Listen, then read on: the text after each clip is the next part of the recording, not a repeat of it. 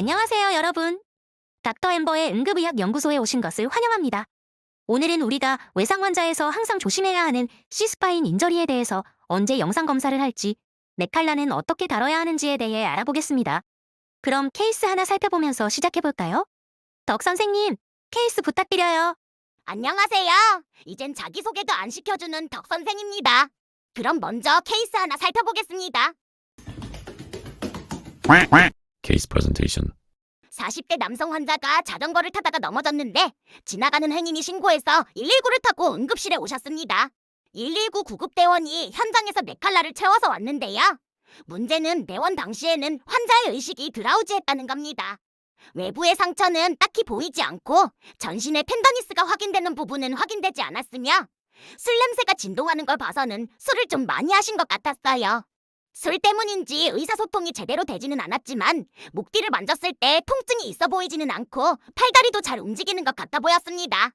그래도 혹시 모르니 머리 CT는 확인했는데 다행히 머리 CT에는 출혈이나 골절은 확인되지 않았습니다. 여기서부터 제 고민이 시작되었어요.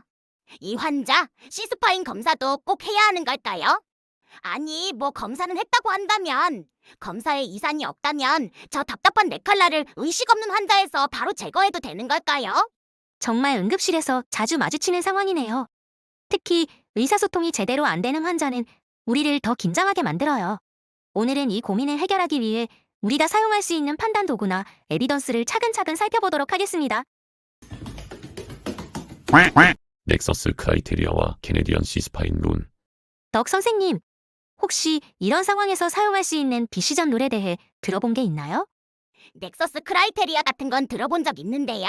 사실 정확히 어떤 상황에서 이걸 써야 하는지는 잘 모르겠어요. 헤헤. 맞아요. 이름은 많이 들어봤는데 막상 쓰려고 하면 어떨 때 쓰는 건지 헷갈리곤 해요. 일단 배경을 먼저 말씀드릴게요. 실제로 응급실에서 C스파인 외상으로 찍는 CT의 약 98%가 음성으로 나와요. 열의 9이 넘게 정상이라는 거죠. 그러면 거의 다 정상이네요. 그렇죠. 불필요한 영상 검사가 그만큼 많다는 뜻이에요. 그래서 의사들이 영상을 안 찍어도 되는 환자를 안전하게 골라내기 위해 만든 툴을 만들었어요. 그 중에 하나가 바로 넥서스 크라이테리아인 거죠. 그러니까 이 방법은 이 환자는 굳이 검사 안 해도 된다를 판단하는 거군요. 정확해요. 이게 이 도구들의 핵심이에요. 영상 검사 없이 임상적으로 C스파인 인저리를 배제할 수 있는 상황인지를 판단해서 기준을 통과하면 영상 검사 없이도 네칼라를 제거할 수 있어요. 오! 영상을 찍고 음성이 나와야만 네칼라를 빼는 게 아니라 임상 판단만으로 뺄 수 있는 상황인지를 보는 거였군요. 맞아요. 그 차이를 아는 게 중요해요. 그럼 넥서스 크라이테리아는 어떻게 구성돼 있나요? 5가지 로우 리스크 크라이테리아가 있어요. 이 5가지를 모두 만족하면 영상 검사 없이도 C스파인 인저리를 배제할 수 있어요. 첫 번째, 미드라인 서비컬 텐더니스가 없을 것. 두 번째, 국소 신경학적 결손이 없을 것. 세 번째, 의식 수준이 정상일 것. 네 번째, 음주나 약물 중독의 소견이 없을 것. 다섯 번째, 페인풀 디스트랙팅 인저리가 없을 것. 5개 중 하나라도 해당되면 영상을 찍어야 하는 건가요? 맞아요. 하나라도 해당되면 영상 검사를 고려해야 해요. 넥서스는 구조가 단순해서 외우기 쉽고 나이 제한도 없어요. 이게 큰 장점이에요. 근데 넥서스 기준이라면 환자가 술을 조금이라도 마셨다면 전부 다 검사를 해야겠네요. 우리 환자도 그렇겠고요. 넥서스 외에 또 다른 방법은 없나요? 넥서스 외에도 많이 사용되는 방법은 캐네디안 C스파인 룰이 있어요. 캐네디안 C스파인 룰은 3단계로 구성돼 있어요. 1단계는 하이리스크 팩터 확인이에요.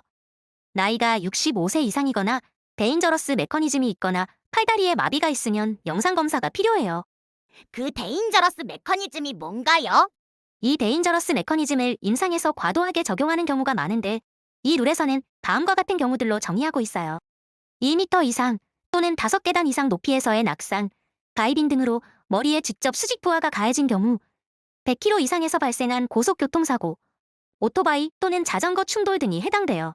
오늘 케이스 환자도 자전거 충돌이니까 이미 1단계에서 걸리겠네요. 맞아요.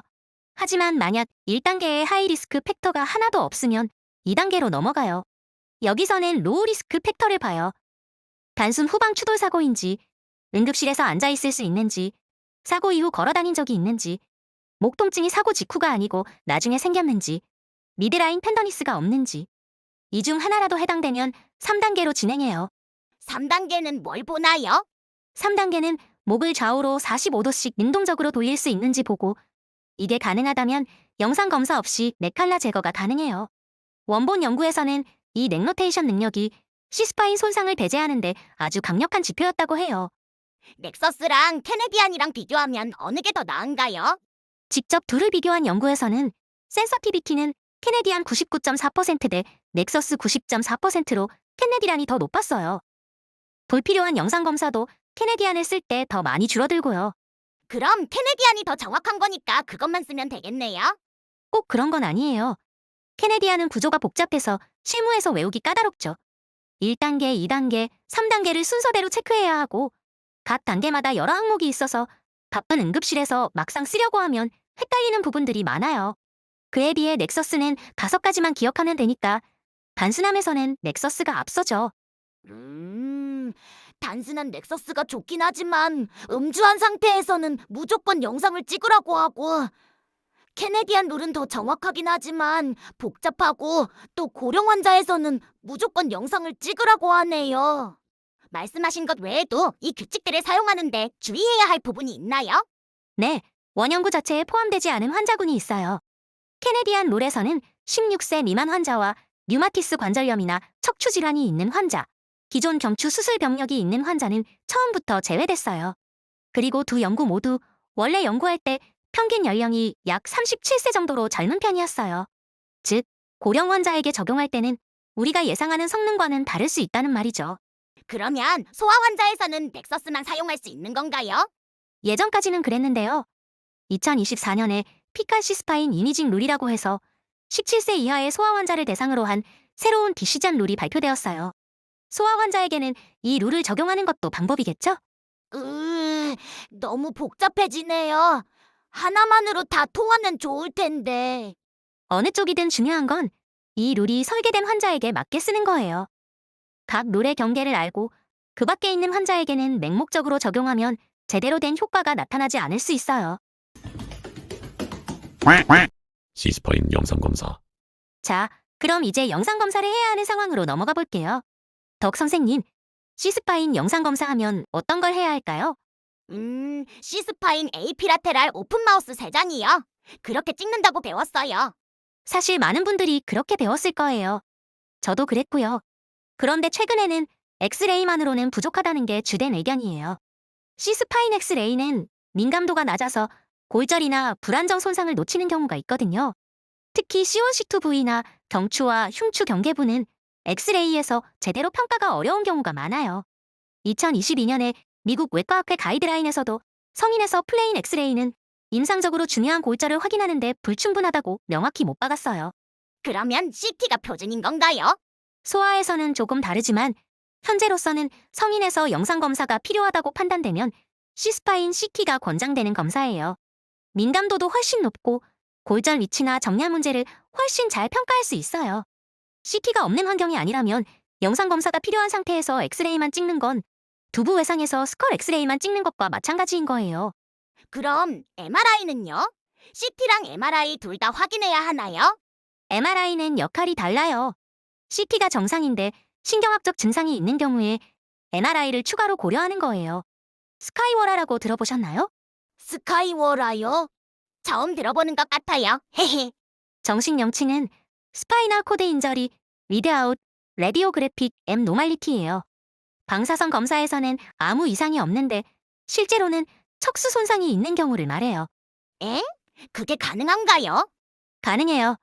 CT로는 뼈 구조는 잘 보이지만 척수 자체의 변화는 잘 안 보이거든요. 스카이워라가 의심되는 경우 MRI를 찍으면 많은 케이스에서 이상 소견이 확인돼요. 그래서 팔다리 저림, 일시적인 마비 같은 신경학적 증상이 있으면 CT가 정상이어도 MRI를 검토해야 해요. CT가 정상이어도 무조건 안심할 수 없다는 거네요. 특히 소아에서는 인대 이완성이 커서 스카이워라 발생이 성인보다 높다고 알려져 있으니 더 주의해야 해요. 반대로 CT 정상이고 신경학적 증상도 없는 환자에게 불안하다고 바로 MRI를 찍는 건 오히려 권장되지 않아요. 이유가 있는데 외상 직후 MRI는 인대나 연부 조직 손상의 심각성이 과대하게 평가되는 경우가 많다고 해요. 전문가들이 보고한 수술이 필요한 소견의 위 양성률이 25에서 40%까지 나와요.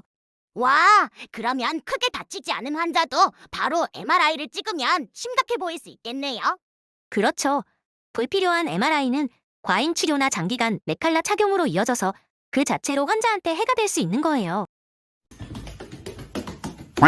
뒤에 깊게 봐야 할 환자군. 그런데 선생님, 목을 다쳤을 때 더 조심해서 봐야 하는 환자들이 있나요? 맞아요. C스파인 인절에서 특히 주의해야 하는 환자군이 있어요. 크게 네 그룹을 기억하면 좋아요. 첫 번째, 노인 환자예요. 고령 환자는 서 있다가 바닥으로 넘어지는 정도의 낮은 에너지 손상만으로도 C스파인 골절이 생길 수 있어요. 어떤 연구에서는 그런 낮은 기전의 고령 환자에서 최대 20%에서 경추 손상이 있었다는 결과가 있어요. 20%요? 그냥 서 있다가 넘어진 것 뿐인데요. 더 무서운 건 그 환자들 중 상당수가 목 통증을 전혀 호소하지 않았다는 거예요.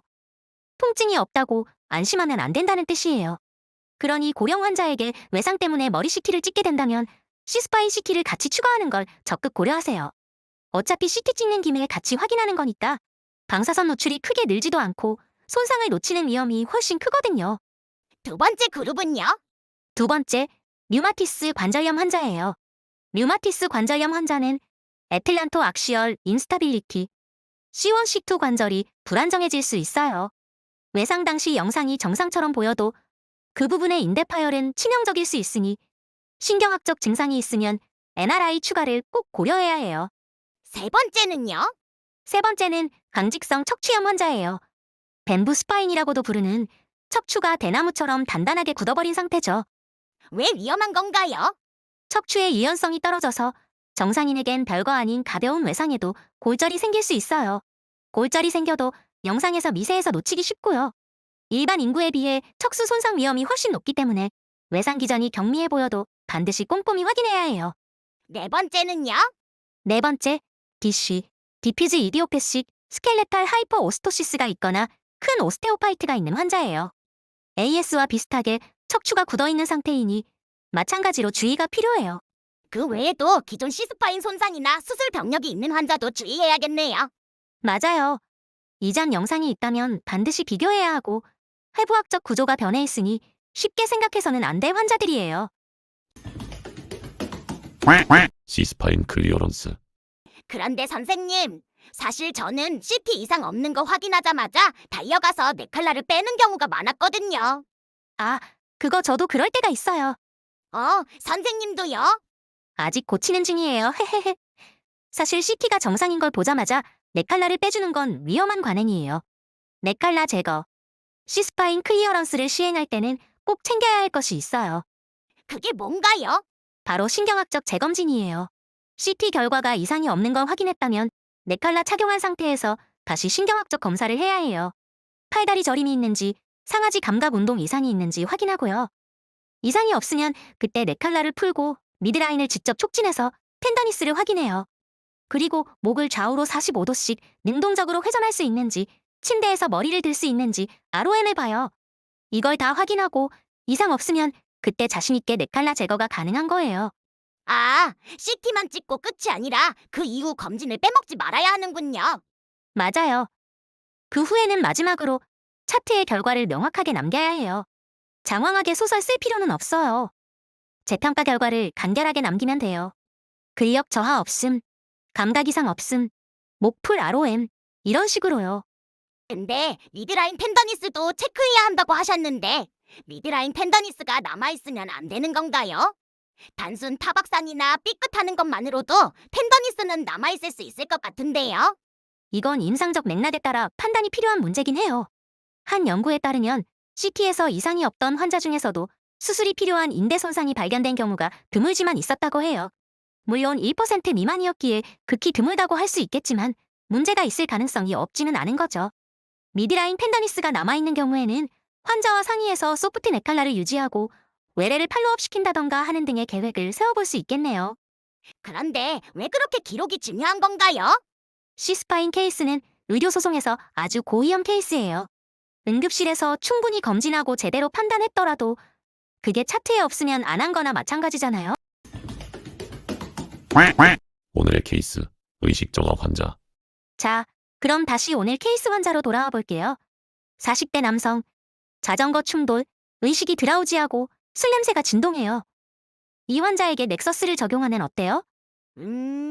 넥서스 기준에 음주가 있으면 해당되고 의식 수준도 정상이 아니니까 이미 두 항목이 걸리네요. 캐네디안 시스파인 룰도 자전거 충돌이라 1단계 하이리스크에서 이미 영상검사가 필요하네요. 그렇죠. 두 도구 모두 이 환자에겐 영상검사가 필요하다는 결론이에요. 그래서 시스파인 검사를 할 수밖에 없어요. 그래서 CT를 찍었더니 정상으로 나왔어요. 그럼 이제 질문이 바뀌어요. CT가 정상인 이 의식저하 환자, 네칼라를 뺄 수 있을까요? CT가 정상이니 뺄 수 있는 건가요? 이게 오래된 논쟁이에요. 예전에는 이런 환자에게 CT가 음성이어도 MRI를 추가로 찍거나 플렉션 익스텐션 검사를 해야 한다는 권고가 있었어요. 근데 그게 실제로 쉽게 되나요?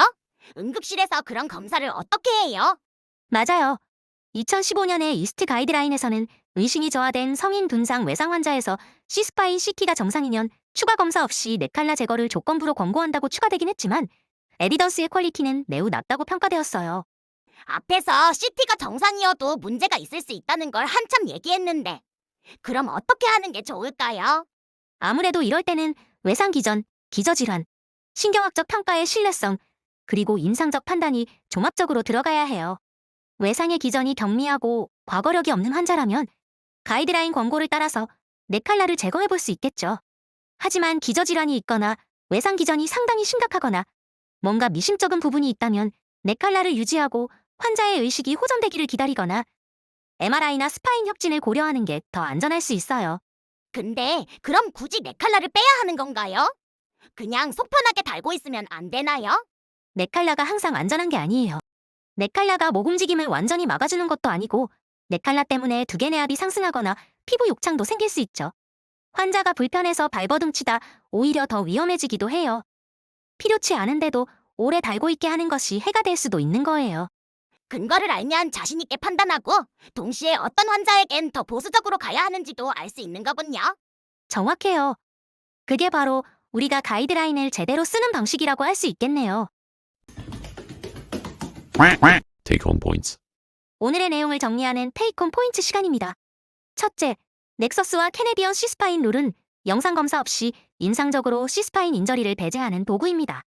이 도구를 사용하면 CT 없이도 네칼라를 제거할 수 있지만 각 검사의 항목과 인디케이션을 잘 숙지해야 합니다. 둘째, 영상검사가 필요하다고 판단되면 성인에서는 엑스레이만으로는 부족하고 CT가 권장됩니다. 하지만 CT가 정상이어도 신경학적 증상이 있다면 MRI까지 고려가 필요합니다. 셋째, 네칼라 제거 시에는 반드시 재검사와 기록을 잊지 않아야 합니다.